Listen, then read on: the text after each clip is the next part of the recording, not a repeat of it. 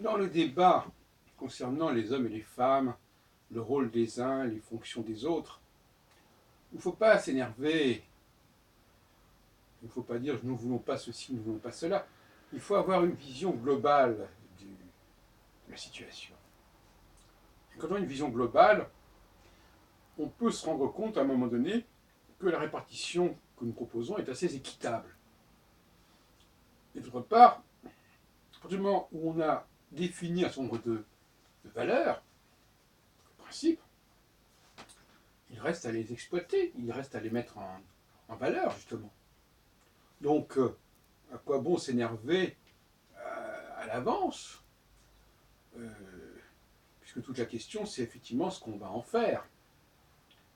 Les gens ont des atouts, à eux de savoir les utiliser. C'est comme la parabole des talents. Donc, toutes les peurs, les appréhensions, dès qu'on aborde des questions de définition, que ce soit pour les femmes, que ce soit pour les juifs, etc., tout ça est un petit peu dérisoire, parce qu'au fond, il faut d'abord construire, réfléchir sur l'ensemble du système, l'ensemble des problèmes. Je voudrais parler ce soir, nous sommes le 7 avril, le 7 mai 2016, il est près de minuit. Je voudrais parler de la notion, qui n'est peut-être pas familière à tout le monde, de subconscience externe. Qu'est-ce que c'est que la subconscience externe? D'abord, elle s'oppose à la subconscience, elle se distingue de la subconscience interne, comme on peut l'imaginer. La subconscience interne, c'est celle que nous portons en nous-mêmes. C'est par exemple tous les fonctionnements organiques que nous avons relèvent de la subconscience interne. La subconscience externe, ce sont les entités, les populations sur lesquelles nous sommes déchargés en quelque sorte, sur lesquelles nous avons délégué un certain nombre de fonctions. Et donc finalement, on peut parler de subconscience externe, c'est-à-dire que ce sont des fonctions qui sont nécessaires et que nous ne portons pas en nous-mêmes, même pas au niveau de notre corps subconscient, mais que nous avons déléguées à d'autres populations. Et ces populations, ça peut être les étrangers, ça peut être les animaux, notamment les animaux qui ont longtemps servi pour labourer, par exemple, ou même pour tout simplement les chevaux, dont on dit que c'est la plus belle conquête de l'homme. Mais je voudrais parler aujourd'hui, dans le cadre de mes théories sur la sexocyclologie, je voudrais parler bien évidemment du fait que les femmes sont une sorte d'interface entre les hommes et le cosmos. Alors, il n'y a rien de très surprenant, cette thèse, puisque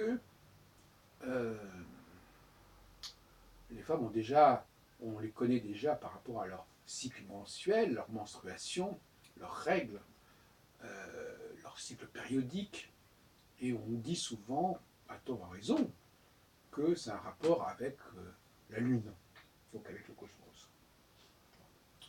Et là, on est en train de parler, dans le cadre du triangle sidéral, qui est le nouveau concept que j'ai élaboré il n'y a pas très longtemps, de Saturne, qui est une sorte de lune supérieure. C'est-à-dire que ce qui est en jour avec la Lune devient des années avec Saturne. Donc on a une temporalité beaucoup plus étendue, extensive. Et donc, selon moi, les femmes seraient vouées à capter les énergies, les vibrations, si on peut dire, du triangle sidéral, et par leur comportement, elles agissent sur l'homme. Elles agissent sur l'homme en tant que récepteur. Alors, c'est aussi un point qui n'est pas toujours très évident à comprendre. Il faut bien comprendre que les récepteurs peuvent imposer leurs lois aux émetteurs. Et que ce n'est pas forcément les émetteurs qui agissent sur les récepteurs. Et ça, c'est une grande confusion qu'on trouve bien souvent dans les débats autour de l'astrologie. Je crois que c'est une confusion que commet aussi notre ami Prémorel. Il ne s'agit pas de se poser la question de savoir si les émetteurs agissent. Ils sont également agis, ces émetteurs. Ils sont agis par les récepteurs. Un homme, par exemple, pour prendre un exemple trivial, un homme qui tout d'un coup est abordé par des femmes très engageantes, très jolies, eh ben, ça lui donne envie d'émettre. C'est la présence du récepteur qui va déclencher l'émission.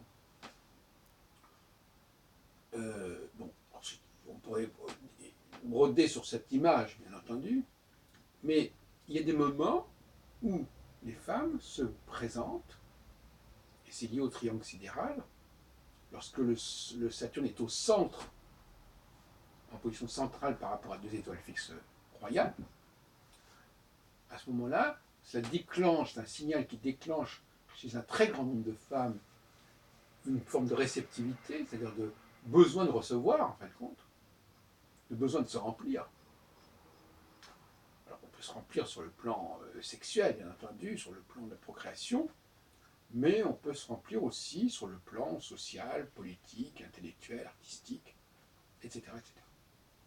Et c'est ça qui me paraît intéressant, parce que je ne veux pas limiter le bagage féminin à une simple réception sexuelle. Ça ne m'intéresse pas. Et pour moi, le mot sexologie ne se limite pas du tout à la sexualité au sens stricto sensu. Donc,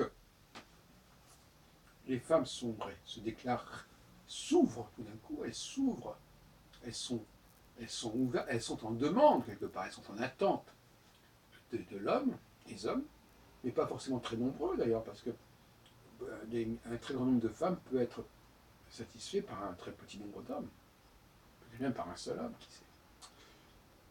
Et à partir de ce moment-là, il y a des vocations, c'est-à-dire que les hommes, sachant,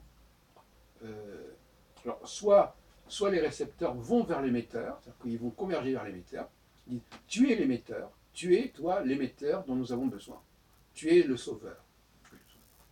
Ou alors, elles expriment leur attente et il faut leur faire des propositions en disant ben voilà, puisque vous attendez quelque chose, je suis candidat. Mais globalement, je crois plus à un cas de figure où les femmes désignent l'heureux élu. La notion de choix est intéressante. Et à ce niveau-là, je dirais que tout choix implique d'une certaine façon des convergences. Donc, un électorat. Un individu tout seul ne peut pas choisir. Des milliers d'individus peuvent se mettre d'accord sur un choix. Et c'est intéressant parce que quand on nous parle, quand on dit que Dieu a choisi le peuple hébreu, c'est un petit peu paradoxal, puisque par définition, pour moi, c'est le peuple qui choisit, c'est le pluriel qui choisit le singulier, et pas l'inverse. Donc on pourrait penser que c'est en réalité le peuple hébreu qui a choisi parmi les dieux possibles le dieu qu'il voulait servir. Il y a un renversement, il y a une révolution copernicienne à ce niveau-là.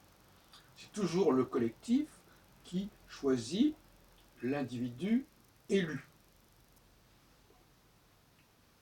En l'occurrence, effectivement, donc le peuple hébreu choisit parmi les dieux existants celui-là. Réfléchissez là-dessus. Donc là, nous avons un schéma intéressant parce qu'on dit, mais non, finalement, non. C'est pas le 1 qui choisit un peuple, c'est une absurdité, c'est le peuple qui choisit le 1. Et donc, c'est une façon de dire que C'est vrai, quand je dis que les femmes n'existent que collectivement, ça peut paraître comme pas très heureux, pas très sympathique de dire ça.